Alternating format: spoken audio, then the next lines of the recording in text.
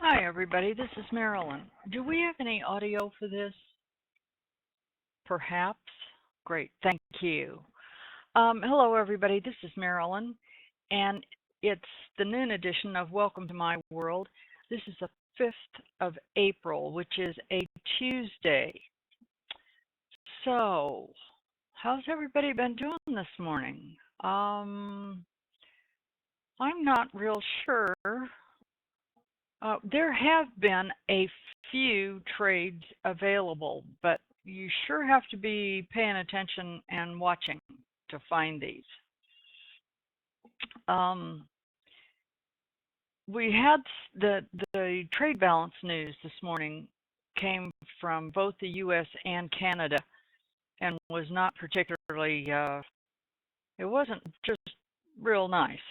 But the markets are, I don't like this when they are red and green and red and green and red and green. It's it's almost like they're waiting for something to happen, and I'm not real sure what that might be. Probably to get this week over with. Um, it it looks like bonds have had a nice move up, which is about the only thing that's really taken a trend. They reversed a little bit around 10, I guess, but other things are really they just can't seem to pick a direction. There have been good scalping trades. If you're a scalper, this is probably one of your favorite days. I'm not real happy with scalping, but I know some of you are really, really good at it. So it's just one of those things that we all need to learn and be pretty handy with, because there are days where uh, scalp trading is all the bus drivers are giving us. And speaking of bus drivers, this crude oil bus driver needs to, oh, he needs to get fired. This guy is absolutely in love with this magnet at 35.65, and he cannot seem to get away from that thing one way or the other. This has been going on since 4 o'clock yesterday afternoon, and if it's the same bus driver and he just keeps going back and forth and back and forth. These are tradable, but you can't have an expectation of getting a good trend on these. You have to be pretty sharp. I find when crude oil is doing what it's been doing today, this is where the 6-tick chart really shines, because it will give you entries whether you like to use the C's or you like to do scalping from an I zone to an I zone, or whatever it is that you're comfortable with and you see the easiest. But the 6-tick chart in crude oil, uh, for a day like this where it's just within the same little range, you can trade this pretty much from that magnet to the next street, over and over. But don't, unless you get some enormous volume that comes in, don't sit there thinking it's going to go into a nice trend, because the likelihood of that, at least this morning. Now, when it's choppy like this, sometimes in the afternoon, it will give you a nice trend. But we'll just have to wait and see what happens. If you're a Forex pair trader, the UJ this morning had to have been really nice for you, because the yen really took off, and that would have been a nice trade. And anytime there is Canadian news versus U.S. news like this morning, sometimes the U.S. dollar and the Canadian dollar make a good pair.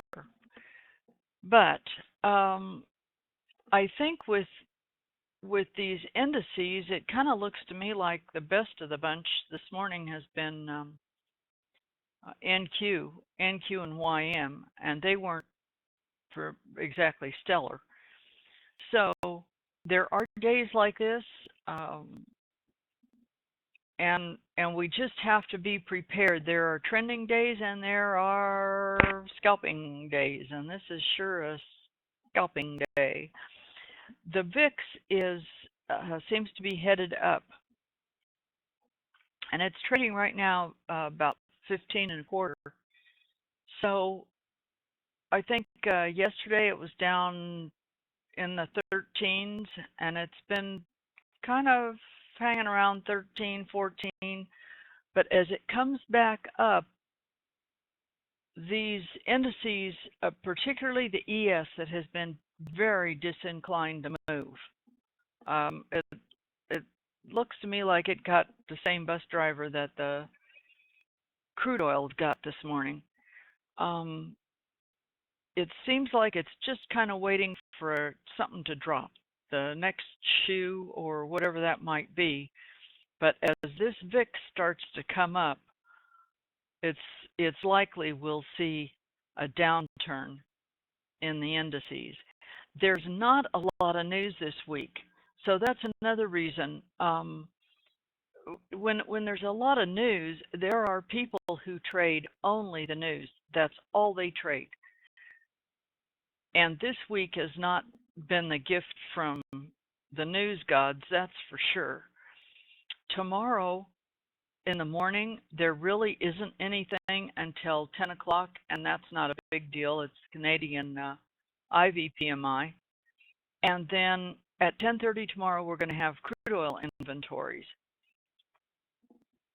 So that's just about it for tomorrow. They're going to release some FOMAC meeting minutes at 2 o'clock, which could make things move a little bit.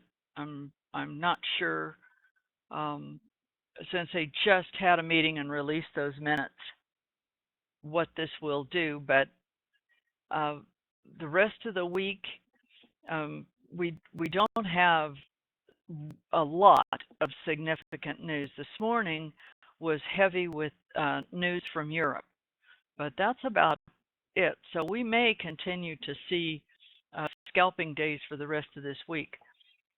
But, it's life in trading land. Whatever you have today, it'll be some other way pretty soon. It's a little bit like the weather in some places. If you don't like it, wait 5 minutes and it'll be different. Anyway, the best policy with this is simply to be patient, practice your P's, and trade only what you see right in front of you. And when you're scalping, sometimes it's best to have, something that you see that's easy for you to verify a confirmation of your trade before you jump in. Or use days like today if you don't like to scalp. Use days like today to further your education and go back through your list of things you want to practice and bone up on, and start doing some demo practicing or watching some videos to get a little sharper on different things. That's always a good use of your time. So anyway, this has been my view from my world in Apex land, brought to you by Apex Investing. I'll see you tomorrow about noon, and hopefully we will have had a little better trading. Thanks.